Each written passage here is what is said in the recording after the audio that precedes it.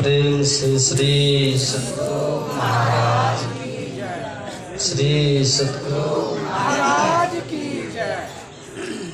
बोलिए प्रेम से श्री सतगुरु महाराज की जय।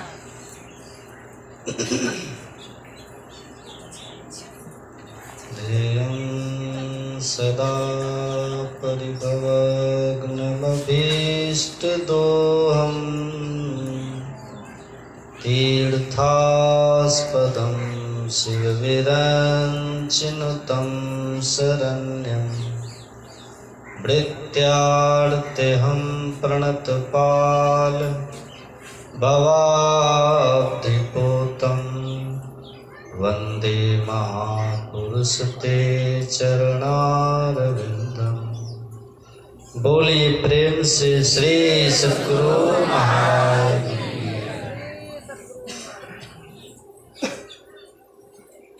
अर्चनीय वंदनीय मधुमंगल में साधु समाज के चरणों में कोटि कोटि नमन।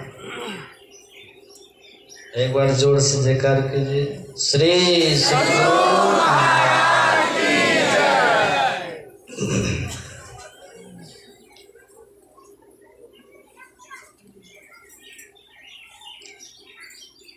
अभी हम लोग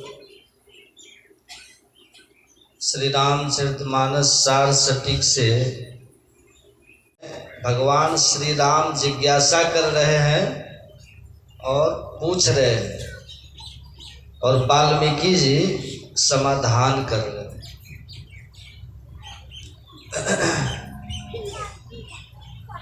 ये वाल्मीकि कौन है?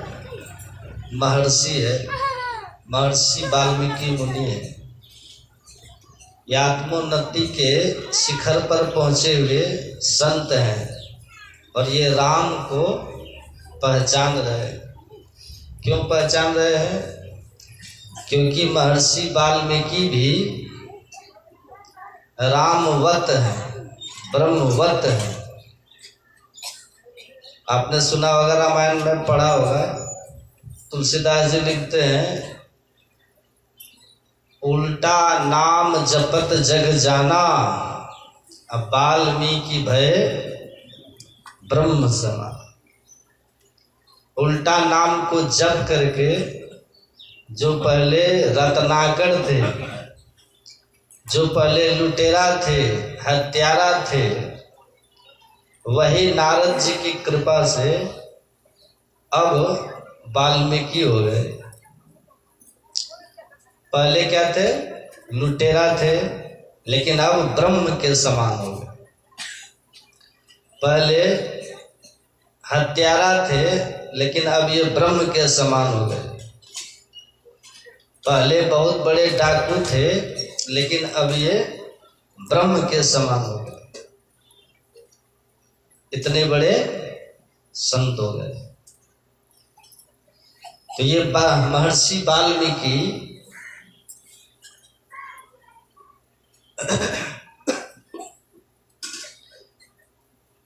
यहीं झोपड़ी बना करके जंगल में रहते हैं। कहाँ पर? चित्रकूट में, जंगल में रहते हैं महर्षि वाल्मीकि। और भगवान श्री राम घूमते घामते इन्हीं की झोपड़ी में गए। तो जाकर के भगवान राम ने महर्षि वाल्मीकि से कहा कि हे महर्षि, मुझे मेरे पिताजी के आदेश से 14 वर्ष तक वन में रहना है और आप तो वनवासी हैं, कहिए मैं कहाँ रहूं?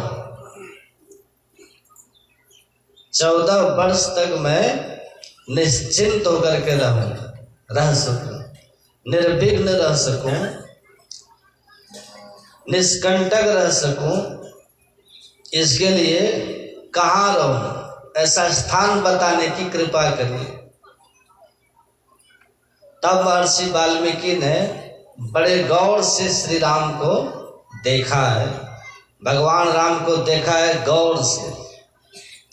और संत की दृष्टि बड़ी पैनी होती है। जैसे जौहरी होता है ना, जौहरी, जैसे जौहरी हीरे की पहचान कर लेते हैं, उसी तरह से संत भी ब्रह्म की पहचान कर लेते हैं। महर्षि वाल्मीकि ने गौर से देखा है। महर्षि वाल्मीकि के पास एक दृष्टि है जिसका नाम है आत्मदृष्टि। क्या नाम है? आत्मदृष्टि। और जो भगवान श्री राम महर्षि वाल्मीकि के सामने खड़े हैं और महर्षि वाल्मीकि से पूछ रहे हैं कि मैं कहाँ रहूं, यही महर्षि वाल्मीकि कभी दशरथ जी महाराज के सामने खड़े थे और दशरथ जी महाराज ने देखा था क्या, उनको जन्म भी दिया था, पाल पोस करके बड़ा भी किया था। दशरथ जी ने भगवान राम को बहुत कुछ किया था। किसने? बोलिए ना। दशरथ जी ने गौर से देखा था, पर दशरथ जी महाराज के पास वाल्मीकि वाली दृष्टि नहीं थी। इसीलिए जब भगवान श्री राम अयोध्या से बन जाते हैं तो राम के वियोग में दशरथ जी महाराज प्राण त्याग देते हैं। जानते हैं इस बात को? राम राम कही राम कही, राम राम कही राम, तनु परिहरि रघुवर बिरह राव गयो सुरधाम। राम के वियोग में शरीर का त्याग करके दशरथ जी कहाँ गए? स्वर्ग। जिस स्वर्ग के लिए भगवान ने खुद कहा स्वर्ग स्वल्प अंत दुखदायी, वहां गए। ये कोई बहुत बड़ी गति इनकी नहीं है। और जहां बाद में जटायु भी गए, जहां बाद में रावण भी गए, वहां भगवान के पिताजी भी गए। ये कोई बहुत बड़ी गति उनकी नहीं हुई। क्यों नहीं हुई? इसीलिए क्योंकि महर्षि वाल्मीकि के पास जो दृष्टि है उस दृष्टि को दशरथ जी महाराज ने प्राप्त नहीं किया। वो दृष्टि उसको कहते हैं आत्मदृष्टि। क्या कहते हैं? आत्मदृष्टि। और सुनिए, दृश्य का ज्ञान दृष्टि के आधार पर होता है। दृश्य का ज्ञान दृष्टि के आधार पर होता है। आप कहावत सुने हैं ना, नजर बदली तो नजारे बदल गए, किश्ती ने बदला रुख तो किनारे बदल गए। कहावत तो आप लोग जानते हैं कि नहीं? नजर बदली तो नजारे बदल गए। नजर का फेर है, नजर की बात है। नजर दृष्टि, अभी जो आप हम सबकी दृष्टि है ना, इस दृष्टि को क्या कहते हैं? स्थूल दृष्टि। ये चर्म चक्षु है, ये चमड़े की दृष्टि, चमड़े की आंख है। और एक होती है मानस की दृष्टि, उसको कहते हैं ख्याल की दृष्टि। अब ख्याल से बहुत बात को सोचते हैं कि नहीं, देखते हैं कि नहीं, वो ख्याल की दृष्टि है। और एक होती है स्वप्न की दृष्टि। स्वप्नावस्था में बहुत तरह के दृश्यों का हम लोग अवलोकन करते हैं। ये तीन दृष्टि हो गई। जागृत की दृष्टि जिसको चर्म दृष्टि कहते हैं, स्वप्न की दृष्टि और एक मानस दृष्टि, है ना। ये तीन दृष्टि है। इन तीनों दृष्टियों का जब कोई साधना करके साधक निरोध कर देता है तब चौथी दृष्टि की प्राप्ति होती है, जिसको कहते हैं दिव्य दृष्टि। तब दिव्य दृष्टि खुल जाती है। दिव्य दृष्टि में क्या होता है? दिव्य दृष्टि में दिव्य दर्शन होता है। दिव्य दृष्टि से देवताओं को आप देख सकते हैं। दिव्य दृष्टि मिल जाने से आप किन्हीं के अंतःकरण को पढ़ सकते हैं। दिव्य दृष्टि मिल जाने से आप दीवार के पार की बात को देख सकते हैं, घटनाओं को देख सकते हैं। ये दिव्य दृष्टि की क्षमता है। और दिव्य दृष्टि का जो अतिक्रमण कर देते हैं, जिनके भीतर प्रकाश हो जाता है, उनको दिव्य दृष्टि मिल जाती है। और जो अपने भीतर में नाद ग्रहण कर लेते हैं, नादानुसंधान की साधना करके, उनको अपने भीतर में आत्मदृष्टि की प्राप्ति होती है। उसी आत्मदृष्टि से भगवान की असली पहचान होती है।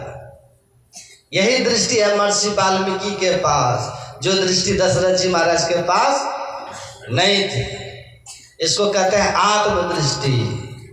ऐसी को कबीर साहब कहते हैं रूह के नैना, चाम चश्म सो नजर न आवे, खोज रूह के नैना। दशरथ जी के पास क्या है? यही चर्म चक्षु।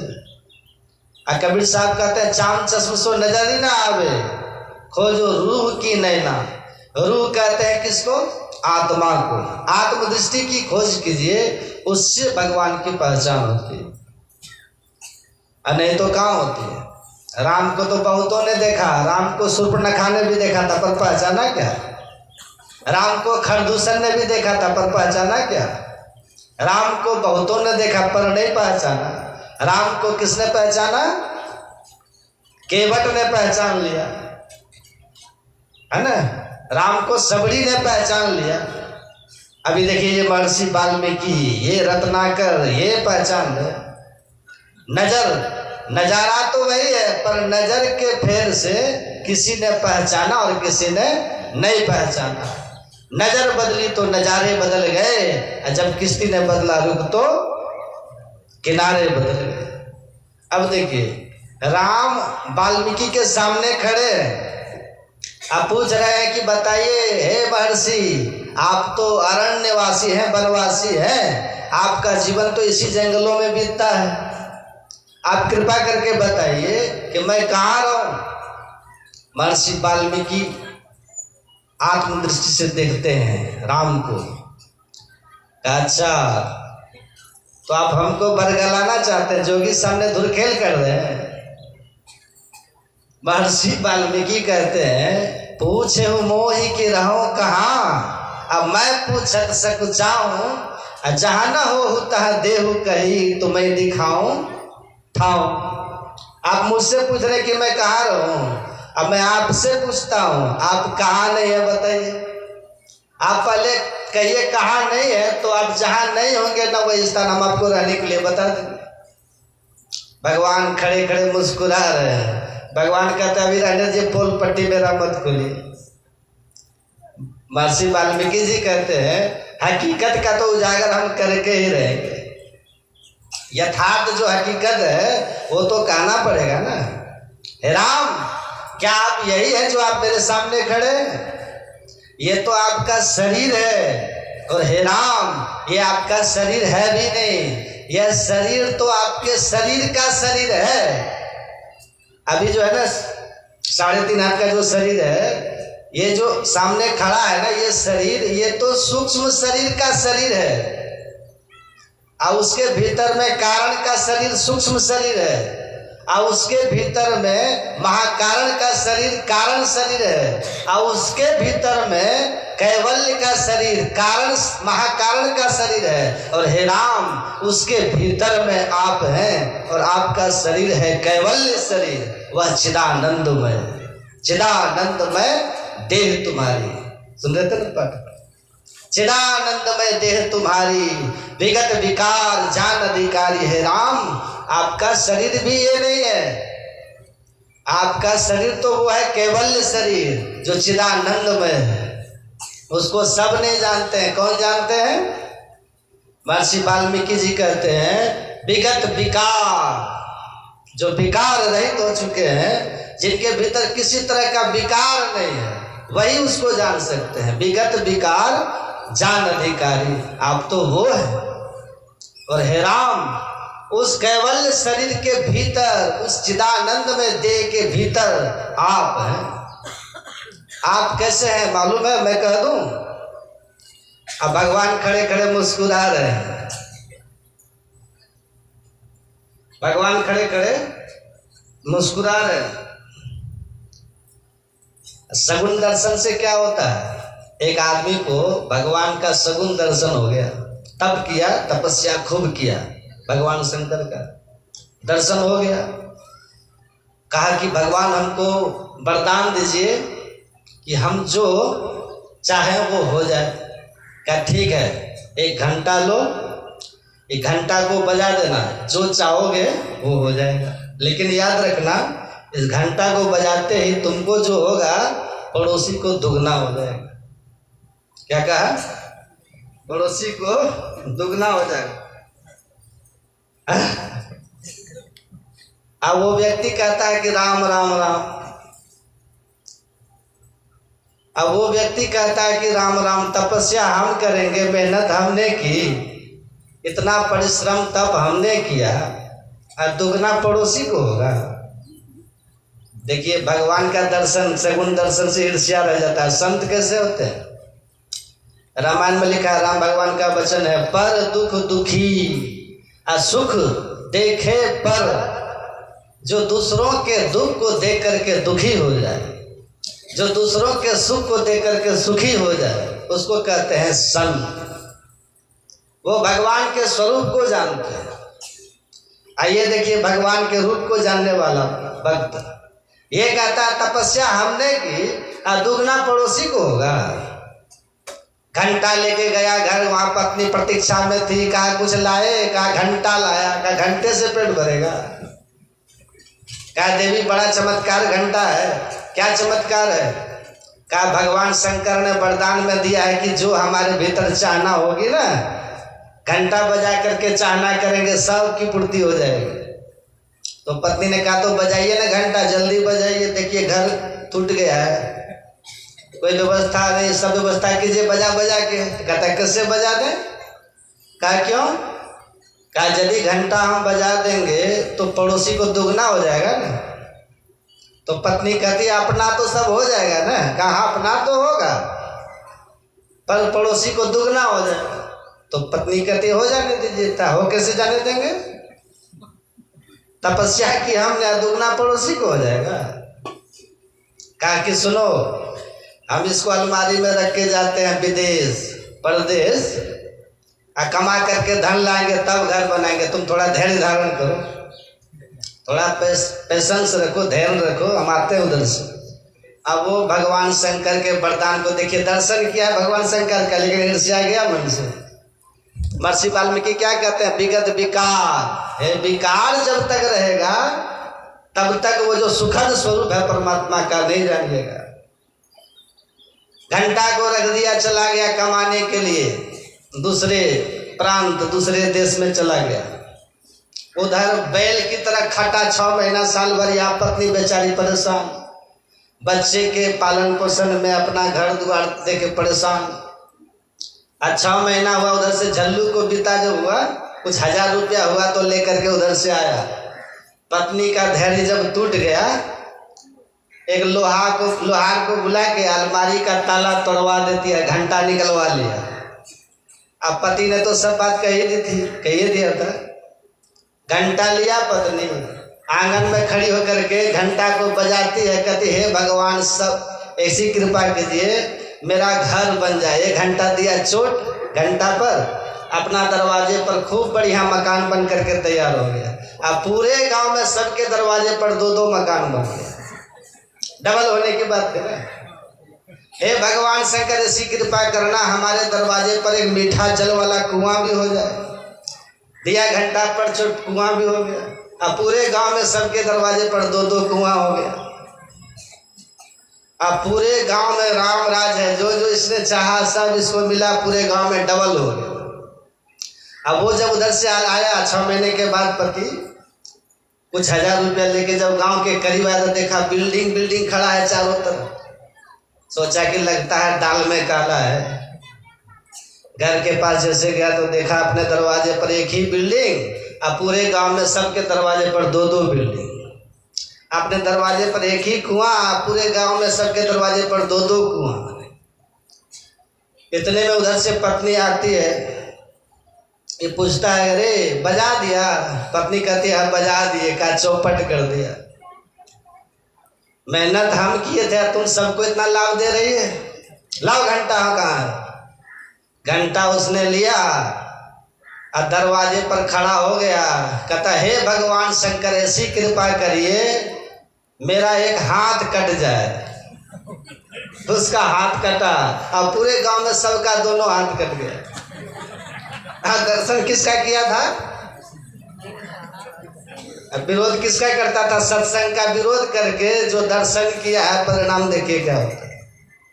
इस संबंध में बड़ी बड़ी कथा है पुराणों में, सब सुनिएगा तो फिर आप परेशान हो जाएगा सोच करके। ये तो कथा हम आपको एक नमूना के रूप में सुना, तब भी व्यक्ति को संतोष नहीं हुआ। फिर घंटा लिया करे हे भगवान ऐसी कृपा कीजिए मेरी एक आंख भी फूटे है, मार दिया घंटा में चोट, एक आंख उसकी फूटी है, पूरे गांव के दोनों आंख फूट गई। अब पूरे गांव में सब सूरदास, सब अपाहिज, तब भी व्यक्ति को संतोष नहीं हुआ।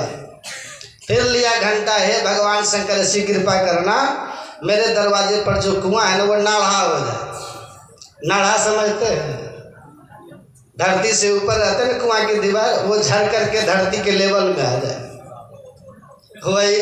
अब सबके दरवाजे पर दो दो नाढ़ा कुआं हो गया। न किसी को आँख है न किसी को हाथ है, जो जिधर जाते सब केला के थंब की तरह धम धम उसी नाढ़ा कुआं में गिर के। जहां राम राज था, एक ही दिन में पूरा गांव मर मिट करके शमशान बन गया। ये ईर्ष्या की भाव, भगवान कहते हैं ईर्ष्या की भावना। भगवान कहते हैं इच्छा द्वेष समुद्रेण द्वंद्व महेन भारत सम्मोहन सर्वभूतानि सर्गे यान्ति परन्तपः येषां तद्विगतं पापानां जनानां पुण्यकर्मणां ते द्वंद्व मोहनियुक्ताः भजन्ति मां दृढव्रताः। भगवान कहते हैं जो ईर्ष्या द्वेष से रहित होकर के, पवित्र होकर के तब मेरा भजन करता है, भगवान कहते हैं वो सुखी होता है। ये पात्रता आपको मिलेगी सत्संग में। वही महर्षि वाल्मीकि ने कहा चिदानंदमय देह तुम्हारी विगत विकार जान अधिकारी।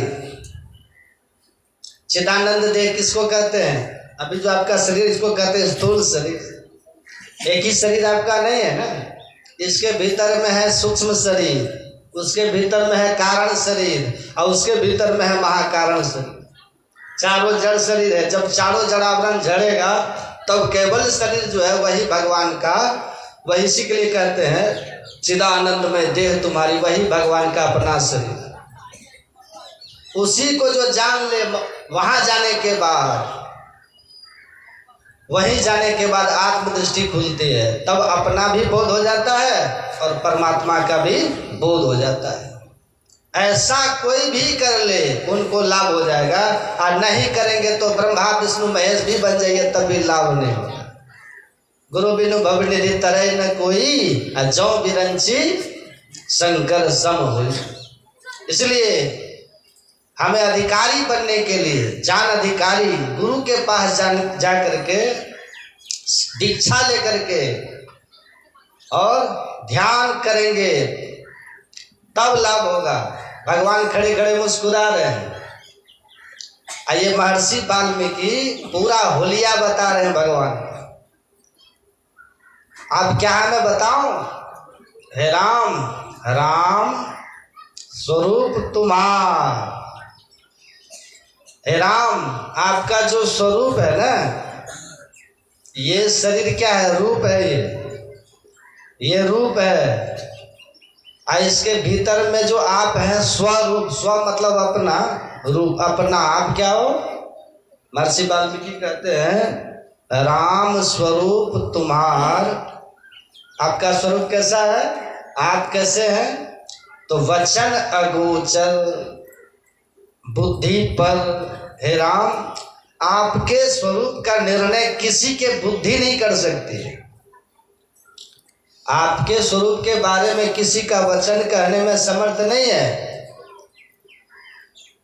आपके स्वरूप के बारे में कोई भी इंद्रियां ये ज्ञान नहीं कर सकती है। सुन रहे हैं कि सो रहे हैं सब? हैं?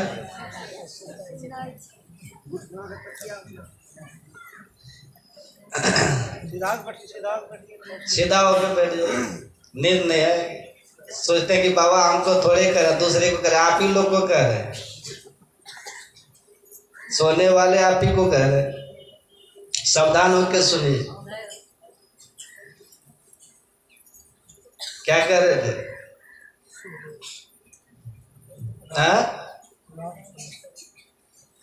हे राम, आपका जो स्वरूप है ना, उसके विषय में कोई वचन से नहीं कह सकता।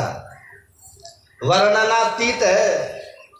आपका जो स्वरूप है वो किसी भी इंद्रियों के द्वारा ग्रहण करने योग्य नहीं है। वचन अगोचर बुद्धि पर। अब देखिए अगला शब्द का जो प्रयोग करते हैं, अविगत। अविगत अविगत का अर्थ क्या होता है? मतलब नहीं, अविगत मतलब खाली। जिनसे कहीं भी खाली नहीं है वही हो आप। जिनसे कहीं भी खाली नहीं है वही है आप। विचार कीजिए, ऐसा क्यों कह रहे हैं? इसीलिए कि जो भगवान का स्वरूप है वो अत्यंत सूक्ष्म है। उसको कहते हैं सूक्ष्माति सूक्ष्म। कितना सूक्ष्म है? उससे ज्यादा सूक्ष्म कुछ हो ही नहीं सकता। अच्छा, मिट्टी और जल दोनों में सूक्ष्म कौन है? मिट्टी और जल में, मिट्टी और जल में दोनों में ज्यादा सूक्ष्म कौन है? जल है ना। आप एक गिलास में जल लीजिए, आधा गिलास जल लीजिए और एक ढेला उसमें मिट्टी का डाल लीजिए, क्या होगा? डूब जाएगा ना।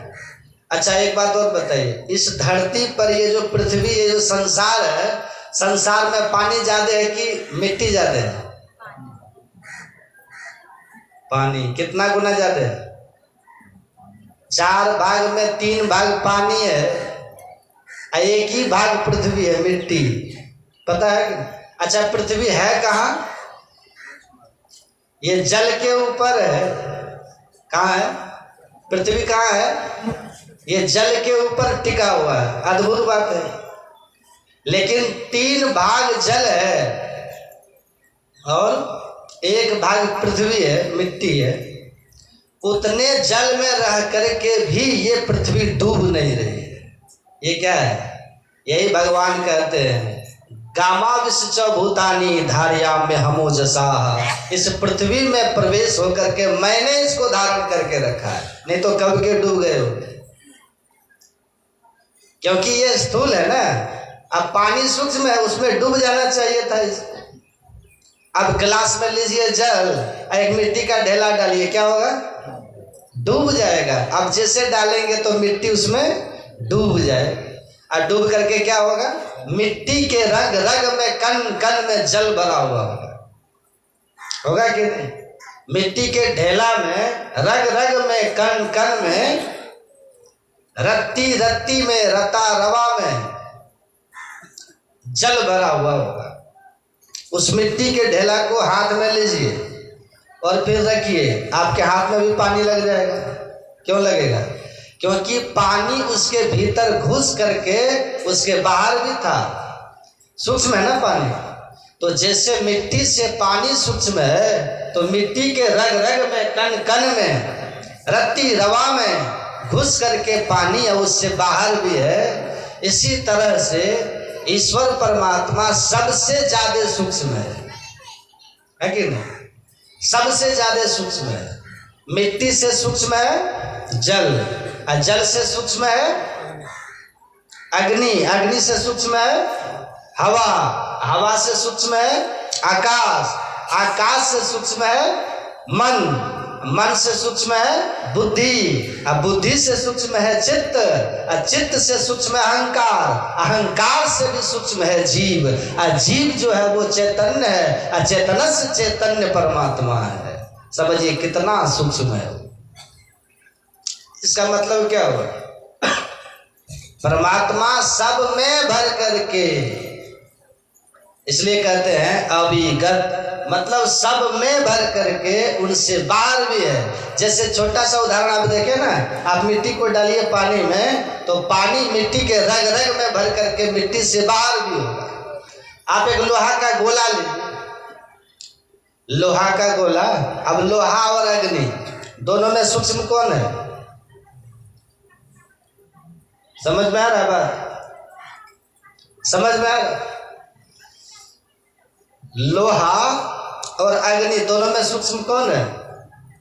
अग्नि है ना। आप एक लोहा लीजिए और लोहा को डाल दीजिए अग्नि में, क्या होगा? अग्नि उस लोहा के कण कण में घुस करके और बाहर भी रहती है, तब ना आप पकते हैं, जलते हैं। उसको उठा लीजिएगा हाथ में? क्यों नहीं उठा सकेंगे? क्योंकि उसके भीतर भी आग कण कण में भर गई है और उसके बाहर भी आग है।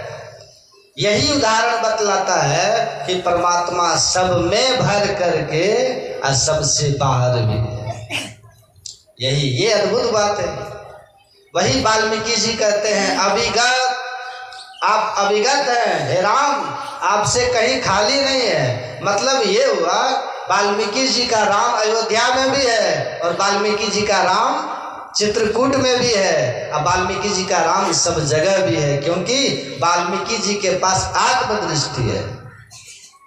इसलिए यहाँ पर शोक संताप नहीं है, आत्मदृष्टि इनके पास है।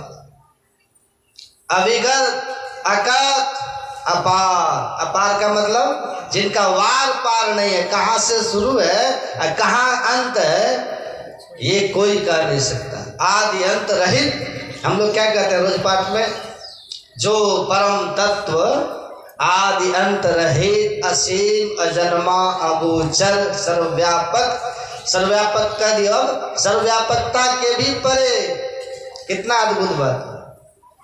हे राम आप ऐसे हैं, आप ऐसे खड़े हैं और आप पूछ रहे हैं ना कि कहाँ रहे हैं। मतलब क्या हुआ, आप ये सारे 3 हाथ के आप नहीं पूछ रहे कहाँ रहे हैं, आप ये जो अविगत है ना, ये जो अकथ है ना, आप ये जो आदि अंत रहित है ना, उसको रहने की जगह चाहिए। समझ में आ रहा है? ये कहाँ रहे। और हे राम ये जो आपका स्वरूप है इसको सब नहीं जानता।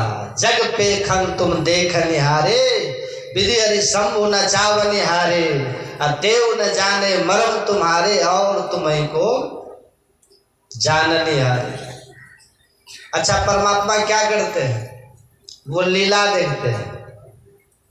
संसार में कहाँ पर क्या हो रहा है सब भगवान देख रहे हैं।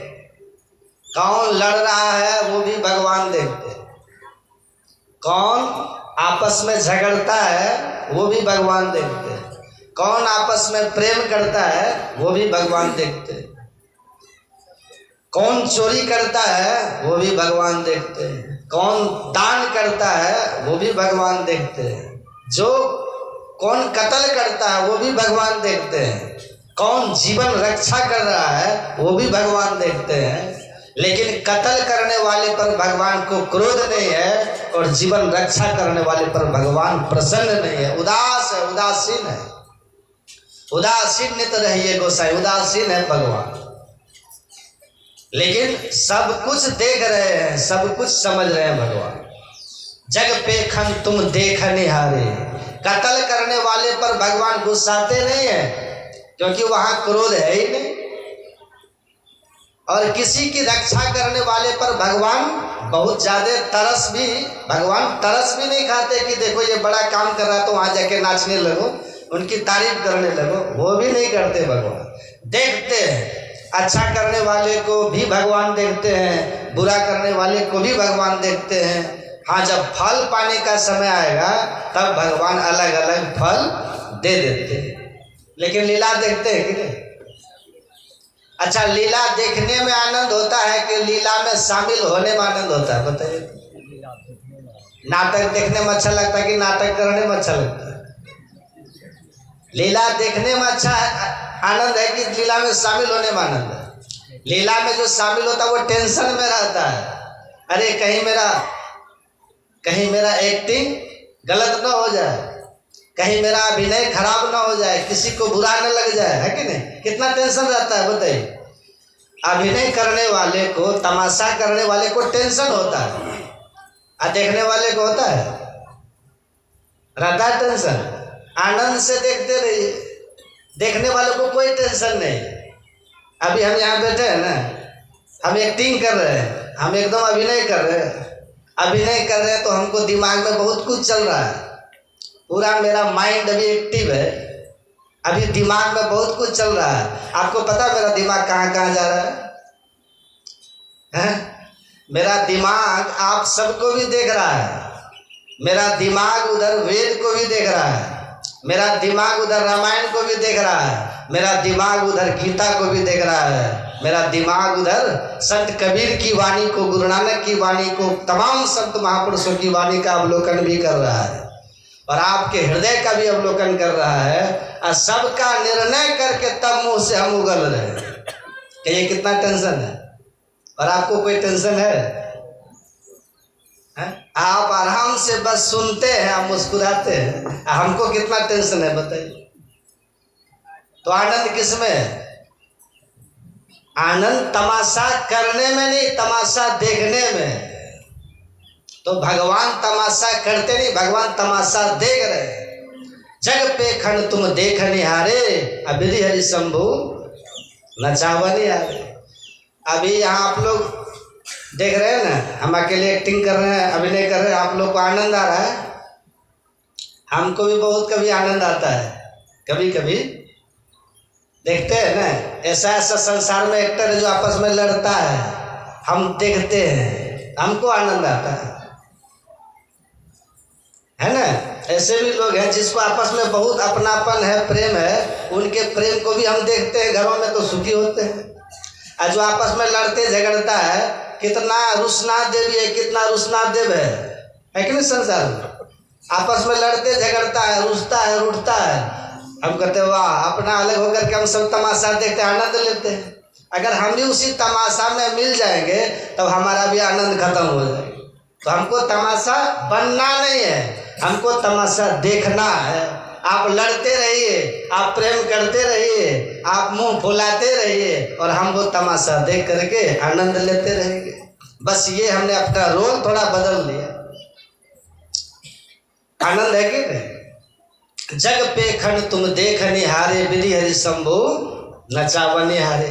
आपके घर में भी बहुत इस तरह के लोग होंगे, है कि नहीं? आप ये मत समझिए केवल हमारे लिए ये है, आप लोग के घर में भी इस तरह के बहुत लोग होते हैं, है कि नहीं?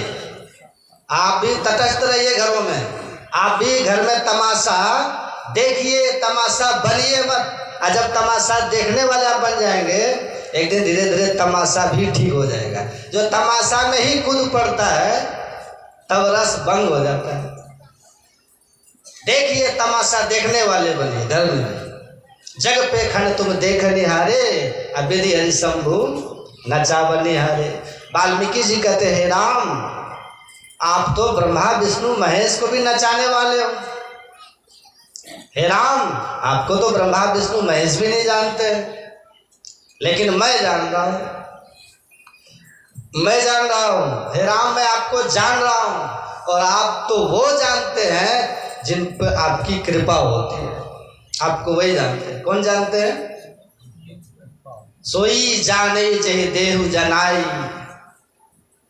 हे राम, आपको वही जानते हैं जिसको आप जनाना चाहते हैं। तुम्हारी कृपा तुम्हें रघुनंदन, जानत भगत भगत उड़ चंदन। सोई जाने चाहे देहु जनाई, जानत तुम्हें हो जाए। हे राम, आपको वही जानते हैं जिसको आप जनाना चाहते हैं, और जो आपको जान लेते हैं ना, वो आप ही हो जाते हैं। और ये राम का ही सिद्धांत है। हनुमान जी से यही बात भगवान ने कही थी, दर्शना दर्शन हेतु केवल रूपतः यास्ति कपि शार्दूल ब्रह्म सो ब्रह्मविद स्वयं। भगवान ने कहा था, हे हनुमान, हे पवन तनय हनुमान, जो पुरुष दृश्य और अदृश्य को त्याग कर कैवल्य स्वरूप हो जाता, वह ब्रह्म ज्ञानी ही नहीं बल्कि ब्रह्मविद हो जाता है। कौन कह रहे हैं ये बात? सोई जाने ही जही देहु जनाए। मतलब राम के ही बात का भगवान की ही बात का महर्षि वाल्मीकि ने समर्थन किया। भगवान की उक्ति को मानो, वाल्मीकि जी ने दोहरा दिया। जो राम का अनुभव है वही महर्षि वाल्मीकि का अनुभव है। एक ही ज्ञान है दोनों। अब कहते हैं, अब सुनिएगा ध्यान से आप लोग। अब महर्षि वाल्मीकि कहते हैं, हे राम, आप हैं ये। कौन है आप? आपसे कहीं खाली नहीं है।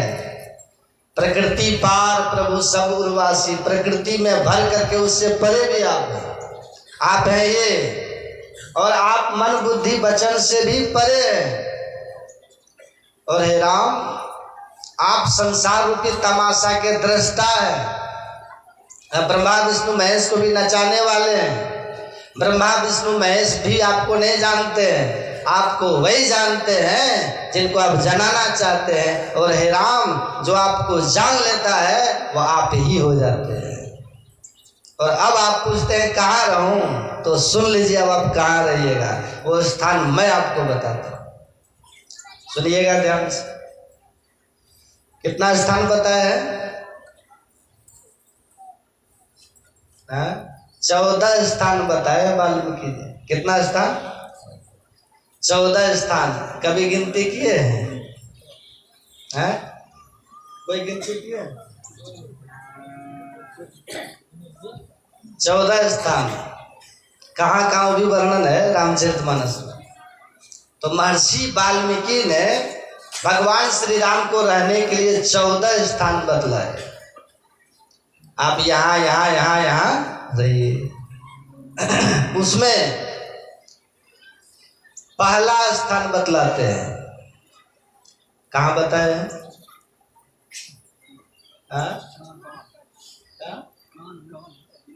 जिनके श्रवण समुद्र समाना, कथा तुम्हारी सुभग सरी नाना, भरही निरंतर हो ही न पूरे, तिन कह तुम कह गृह रूरे।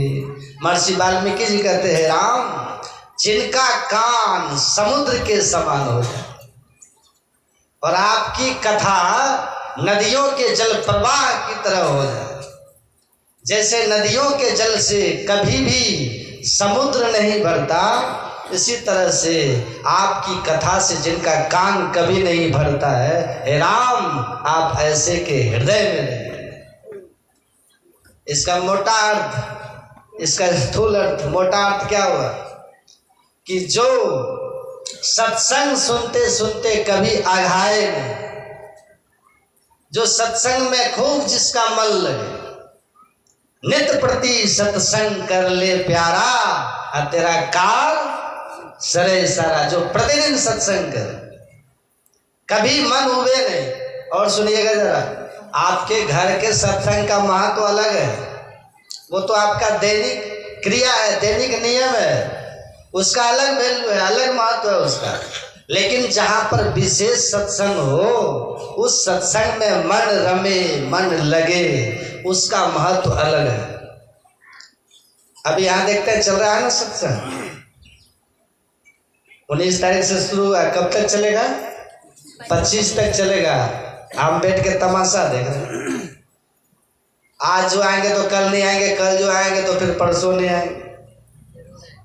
इसमें तो कुछ लोग को अति आवश्यक काम होता है इसलिए नहीं आते हैं, कुछ के साथ में कोई मजबूरी हो जाती है इसलिए नहीं आते हैं। कुछ लोग इसीलिए नहीं आते हैं कि रोज जाएंगे तो हमारा पोजीशन थोड़ा डाउन हो जाए, इसलिए कभी कभी चलो थोड़ा पोजीशन बरकरार रहे। अरे ऐसा नहीं है कि नहीं, ऐसा मत कीजिए। नहीं, एक बात सुन लीजिए, सत्संग को गोस्वामी तुलसीदास जी महाराज ने सत्संग को फल कहा है। फल क्या कहा है? किसका फल है? सत्संग को फल कहा है। ये सत्संग सबको नहीं मिलता, फल सबको नहीं मिलता। किसका फल है सत्संग? किसका फल है? पुण्य कर्म का फल है सत्संग। किसका फल है? अगर आपको सत्संग मिल रहा है तो समझिए आपके पुण्य कर्म आपको फल दे गया। फल, आपने पुण्य कर्म का पेड़ लगाया ना, बिरवा लगाया, पेड़ लगाया, और पुण्य कर्म जब पक गया, वो जब हो गया, योग्य हो गया, उसमें एक फल लगा और आपको वो मिल गया, उसी का नाम है सत्संग। ये सत्संग एक फल है। किसका फल है? आपके भाग रूपी पेड़ का फल है। आपने पढ़ा है रामायण में, पुंज बिनु मिलहि न संता, पुण्य पुंज बिनु मिलहि न संता, असत्संगति संसृति कर अंता। बिना पुण्य की पूंजी के सत्संग नहीं मिलता। मतलब ये हुआ, पुण्य का फल है ये सत्संग। ये आपके भाग रूपी, हम सबके भाग रूपी पेड़ का फल है सत्संग। भाग्यो देन बहु जन्म समर्जिते न, सत्संगमं च लभते पुरुषो यदावे। अज्ञान है तो कृतमोद मदान्धकार नासम विधाय है तदोदयति विवेक। ये देवर्षि नारद जी का वचन है। देवर्षि नारद जी कहते हैं जब व्यक्ति के जीवन में अनेकों जन्मों का भाग्यों का उदय होता है, मतलब जब भाग फलीभूत होता है तब जाकर के सत्संग मिलता है। ये हमारे भाग रूपी पेड़ में लगा हुआ फल है सत्संग। समझ में आया? ये फल है। अगर सत्संग मिल रहा है तो समझिए आपके भाग ने फल दिया। अगर सत्संग मिल रहा है तो समझिए आपके जन्मों के पुण्य ने आपको सत्संग रूपी फल प्रदान किया। ये फल है। अगर सत्संग मिले तो समझिए हमारे ऊपर जो अब तक ईश्वर की कृपा रही है उसी कृपा का फल है सत्संग। फल ईश्वर कृपा का फल है सत्संग। उमा संत समागमन सम न लाभ कछुआन बिनु हरि कृपा न होए सो। बिना ईश्वर की कृपा का सत्संग मिलेगा? नहीं मिलेगा। यदि आपको किसी भी तरह से सत्संग मिल रहा है, कोई बहाना करके, किसी माध्यम से, किसी योग से, किसी संजोग से, किसी भी तरह से, किसी भी योग से, अगर किसी भी तरह से सत्संग मिल रहा है तो समझिए आपके ऊपर जो अब तक ईश्वर की कृपा थी वही फलीभूत हो गई और उसी ईश्वर की कृपा के फल से ये सत्संग रूपी फल मिला। ये सत्संग क्या है? ये फल है। अच्छा, फल कैसा होता है? फल बढ़िया होता है कि पेड़ बढ़िया होता है? बोलिए।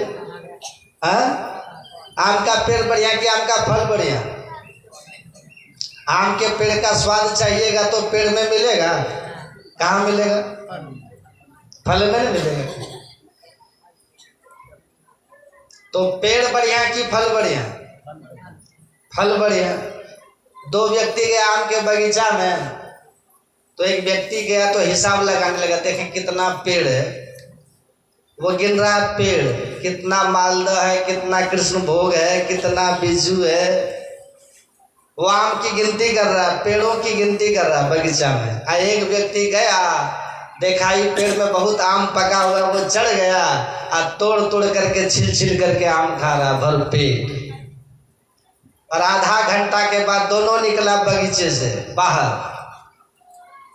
तो अब बाहर जब निकला तो एक दिखाता है कागज, देखो हमने इतना हिसाब किया, लेकिन भूख से जान जा रहा। एक अपने तोंद पर हाथ फेर रहा है कि देखो मेरा पेट टनाटन है। तो किसको लाभ हुआ बताइए? वो गिनती करने वाले को लाभ हुआ कि जो आराम से बैठ करके फल खाया उसको लाभ हुआ? अरे पेड़ पेड़ है, पेड़ का जलावन बनेगा और कुछ बनेगा, पर अगर पेड़ का मजा लेना है तो उसके फल को खाइए ना, तब ना लाभ होगा। ऐसे ही पुण्य एक पेड़ है, ऐसे पुण्य से मिलने वाला कुछ नहीं, पेड़ है वो। बहुत कुछ होगा तो स्वर्ग मिलेगा। स्वर्ग के लिए भगवान का सुने ना वचन, स्वर्ग स्वल्प अंत दुखदायी कहते हैं। पुण्य एक पेड़ है, फल तो सत्संग है। भाग एक पेड़ है पर फल तो सत्संग है। ईश्वर की कृपा एक पेड़ है, फल तो सत्संग है। तो आपको क्या चाहिए? फल चाहिए कि पेड़ चाहिए?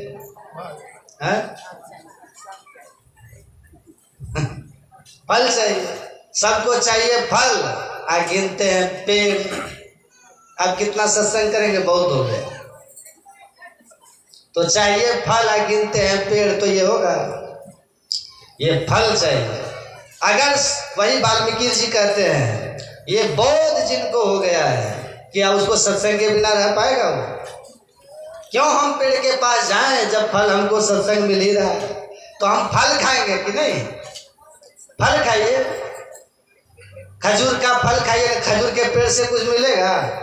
बड़ा भया तो क्या भया जैसे पेड़ खजूर, अब पंछी को छाया नहीं फल लागे अति दूर। अगर आपको पासे में खजूर मिल रहा है तो काहे के पेड़ में अपने जाएंगे धूप में चढ़ने के लिए?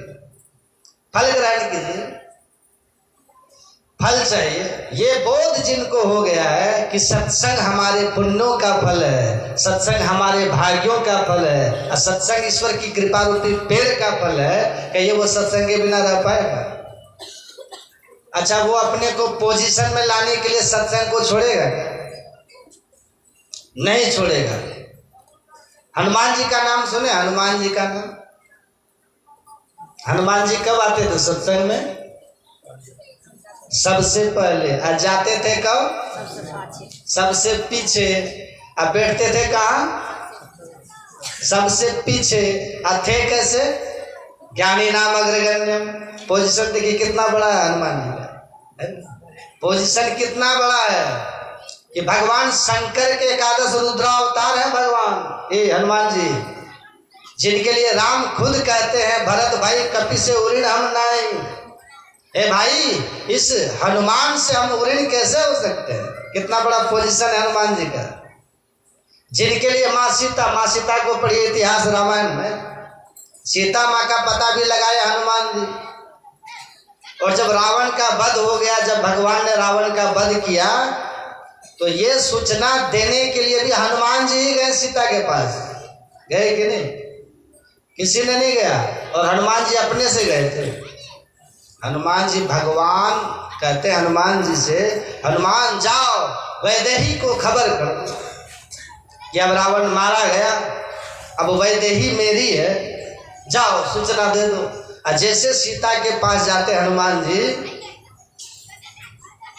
तो सुनाते हैं कि हे माँ अब रावण का वध हो गया। और जैसे माता सीता सुनती है तो क्या होता है? क्या होता है? रामायण में लिखा है तन पुलक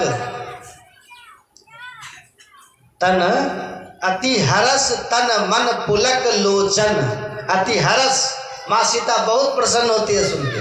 अति हरस तन मन पुलक लोचन आ सजल कह पुनि पुनि रमा। सीता के आंख में आंसू भर गया।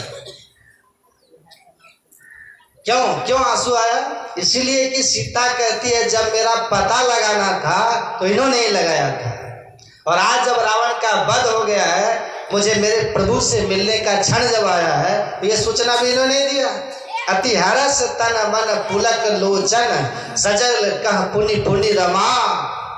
का देव तो ही त्रैलोक मम कपि किमपि नहीं वाणी समा। हे हनुमान, हे पुत्र, आपको मैं क्या दूं? तीनों लोकों में मैं नजर दौड़ा रही हूं, लेकिन आपके देने योग्य वस्तु कोई मिल ही नहीं रही है। पोजीशन देख रहे हनुमान जी का कितना बड़ा है? ऐसा पोजीशन किन्हीं का जिनके लिए सीता माँ के आंखों में आंसू है।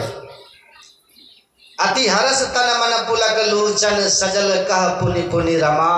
का देव तो ही त्रैलोक मम कपि किमपि नहीं वाणी समा। तीनों लोकों में ऐसा कोई पदार्थ नहीं, ऐसी कोई वस्तु नहीं जो आपको दे करके आपका कृतज्ञ हो सके, आपसे उरीण हो सके। हे हनुमान, क्या दूं आपको? हे पुत्र, क्या दूं आपको? कितना बड़ा पोजीशन है देखिए हनुमान जी। तब हनुमान जी क्या कहते हैं? सुनो माँ तुम्हें पायो अखिल जग राजू आजु न संशयम। देखिए हनुमान जी क्या कह रहे हैं, सुनिएगा ध्यान से। हनुमान जी कहते हैं माता, आज मैंने अखिल जग का साम्राज्य पा गया। तो सीता जी को थोड़ा झटका लग गया कि लगता है प्रभु ने इनको सार्वभौम सम्राट तो नहीं बना दिया। ये तो मंत्री थे सुग्रीव के, इनको सार्वभौम सम्राट तो नहीं बना दिया। हनुमान जी कहते सुनो माँ तुम्हें पायो अखिल जग राजू आज न संशयम। हे माता, आज मैं अखिल संसार का राज पा लिया। कैसे पा लिया? कैसे? सीता जी कहती कैसे कैसे पा लिया आपने? हनुमान जी देखिए कितना सुंदर कहते हैं, रण जीती रिपुदल बंधु जुत पश्चामी राम मनामयम। हे माँ, प्रभु ने शत्रु को जीत लिया है और अपने निवास में स्वस्थ हैं, कुशल हैं। इससे बड़ा मेरे लिए और क्या हो सकता है? यही मिलना मानो मैंने संसार का राज पा लिया। कितना बड़ा पोजीशन है। इतना जैसे हनुमान जी ने कहा, तुरंत सीता माता कहती है, सुनो शुद्ध सद्गुण सकल तब रे बसहु हनुमंत। हे हनुमान सुन लो, आज मैं तुमको वरदान देती हूँ, आशीर्वाद देती हूँ कि दुनिया का सब सद्गुण आपके भीतर बस। सुनो शुद्ध सद्गुण सकल तब हृदय बसहु हनुमंत। सानुकुल रघुकुल मणि, सानुकुल रघुकुल मणि समेत अनंत। लक्ष्मण जी के सहित रघुकुल मणि श्री राम आपके सदा अनुकूल बने रहे और दुनिया का सारा सद्गुण आपके भीतर वास करे, ये मेरा आशीर्वाद है। ये माँ सीता आशीर्वाद दे रही है किनको? हनुमान जी को। आज सत्संग में कब आते हैं हनुमान जी? आप लोग बताइए, पोजीशन वाला आदमी सब बेचारे सबसे पहले आते हैं। अब भूत ने कहा था ना तुलसीदास जी से, भूत ने कहा था ना कि हे तुलसीदास, हम आपको भगवान से नहीं मिला सकते, लेकिन भगवान से मिलाने वाले से मिला सकते। भगवान से हम नहीं मिला सकते आपको, लेकिन जो भगवान से मिलाने वाले हैं ना, उनसे आपको मिला सकते। कहा वो कौन है? कहा वो तो मेरा शत्रु है। हनुमान जब नाम सुनावे भूत पिशाच। अच्छा, दुश्मन का आपको ज्यादा पता रहता, लोग नहीं रहता। जो आपके शत्रु है ना, आप उसका पल पल का खबर रखते हैं।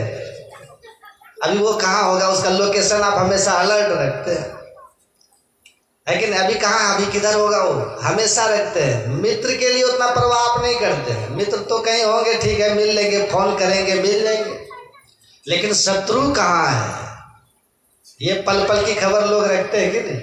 तो भूत प्रेत का शत्रु कौन है? हनुमान, साधु और संत, ये भूत प्रेत का शत्रु है। वो भूत ने कहा कि हे तुलसीदास, हम आपको भगवान से तो नहीं मिला सकते, परंतु भगवान से मिलाने वाले से मिला सकते हैं। बोले कौन है? कहा वो मेरा शत्रु है जिनका नाम है हनुमान। कहाँ मिलेंगे वो? वहाँ जो सत्संग हो रहा है ना, उसी जगह पर मिलेगा। तो वहाँ तो बहुत लोग होते हैं, कहा हम टेक्निक बताते हैं उनके पहचानने का। क्या टेक्निक है? बोले एक काम करना, आप वहाँ आप दूर में रहना और देखना सत्संग स्थल पर सबसे पहले कौन आता है, ध्यान रखना। और फिर देखना सत्संग खत्म होने के बाद सबसे पीछे कौन जाता है, ध्यान रखना। जो सबसे पहले आएगा और सबसे पीछे जाएगा और सबसे पीछे बैठेगा, वही होगा हनुमान। अब पोजीशन कितना बड़ा है हनुमान जी का? भरत भाई कपि से उरिन हम नहीं, वो पोजीशन है जिनका। वो देखिए कहाँ बैठते हैं। क्यों ऐसा? इसलिए कि हनुमान जी को ये पता है कि सत्संग पुण्य का फल है, सत्संग भाग्यों का फल है। राम का पर्यायवाची शब्द क्या है? अकथ। क्या है? अकथ। ये अकथ कथा कहाँ मिलेगी? ये राम कथा कहाँ मिलेगी? गुरु नानक देव जी महाराज कहते हैं, वे कहते हैं, सुखमन के घर राग सुनी। कहाँ मिलेगी? ये सत्संग तो आपको यहाँ मिल जाएगा, ये कथा डुमरिया में, लेकिन वो कथा कहाँ मिलेगी? सुखमन के घर राग सुनी, सुन मंडल लिवलाय। अब देखिए, अकथ कथा विचारिए, वो राम की कथा है वहाँ। अकथ कथा विचारिए, मनसा मन ही समाय, वो है राम की कथा। कथा तुम्हारी, जो सुखमना में अपने वृत्ति को, अपने दृष्टि को स्थिर करके रखते हैं, तो वहीं पर भगवान की कथा प्रकट होती है। वही शब्द निरंतर से मन लागा, मनिल वासना भागी, उठत बैठत सोवत जागत, कबहू न छूटे ऐसी तारी लागी। कबीर साहब कहते हैं, सोवत जागत उठत बैठत जम जालिम पचिहारा, सोवत जागत उठत बैठत टुक विहीन नहीं तारा। दरिया साहब बिहारी की वाणी है। सोवत जागत उठत बैठत टुक विहीन नहीं तारा, झिन झिन झिन झिन जंतर बाजे, जिस दिन जम जालिम पचिहारा। यही है राम कथा। ये राम कथा कहाँ मिलेगी? इस राम कथा को सुनने के लिए जो वाल्मीकि जी कहते कथा तुम्हारी सुभग सदी नाना, इस कथा को सुनने के लिए सुखमना का ज्ञान आपको होना बहुत जरूरी है। पर सुखमना का ज्ञान गुप्त ज्ञान है। फिर यह गुप्त पाना किसी ग्रंथ से है असंभव, समझ लो किसी संत से।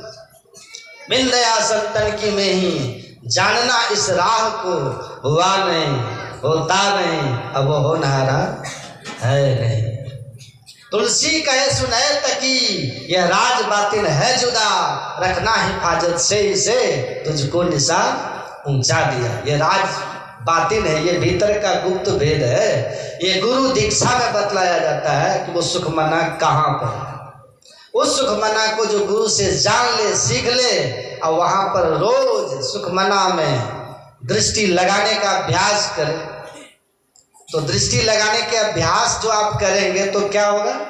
करत करत अभ्यास ते जड़मति होत सुजान, रसरी आवत जाते शिल पर पड़त निशान। झुटमुट के